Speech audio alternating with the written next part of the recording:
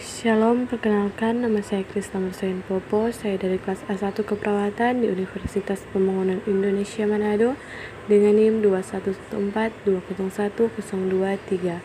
Tujuan saya membuat video ini adalah untuk memenuhi tugas ujian akhir semester pada mata kuliah Komunikasi dalam Keperawatan 2. Pada video ini saya akan menjelaskan sedikit tentang hambatan komunikasi terapeutik dengan dosen pengampu Nurse Doni Sainsolar Escape MKes.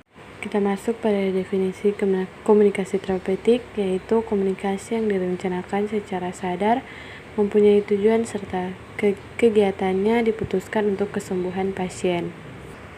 Dan ada pula bentuk hambatan komunikasi terapeutik, ada perbedaan bahasa, perbedaan budaya, gender, dan status kesehatan, tingkat perkembangan, perbedaan pengetahuan, jarak emosional, emosi, serta khayalan. Berikut ada 3 jenis utama hambatan komunikasi terapeutik. Yang pertama ada resisten, yaitu upaya klien untuk tetap tidak menyadari aspek penyebab anksietas yang dialami, serta kerenggangan alamiah atau penghindar verbalisasi yang dipelajari atau mengalami peristiwa yang menimbulkan masalah aspek diri seseorang dan lain-lain. Kedua ada transference. Transference dalam respon tidak sadar di mana klien mengalami perasaan dan sikap terhadap perawat yang pada dasarnya terkait dengan tokoh dalam kehidupannya di masa lalu. Yang ketiga ada counter transference, yaitu kebutuhan terapeutik yang dibuat oleh perawat bukan oleh klien. Berikut mengatasi hambatan. Yang pertama, perawat harus siap untuk mengungkapkan perasaan emosional yang sangat kuat dalam konteks hubungan perawat dan klien. Dan perawat harus mempunyai pengetahuan tentang hambatan komunikasi terapeutik dan mengenal perilaku yang menunjukkan adanya kehambatan. Dan latar belakang perilaku digali baik klien atau perawat. Hambatan komunikasi terapeutik pada anak. Hambatan komunikasi terapeutik berupa mood anak yang kurang baik, sikap terapis yang terkadang belum bisa mengontrol emosinya dan susah dalam kegiatan terapi. Hambatan komunikasi terapeutik di ICU. Hambatan komunikasi ini merupakan suatu hal yang mengganggu jalannya komunikasi atau hal-hal yang membuat komunikasi tidak berjalan dengan efektif sehingga harus diatasi. Hambatan tersebut juga berlaku di ICU, di mana hambatan komunikasi terjadi ketika perawat berkomunikasi dengan keluarga pasien.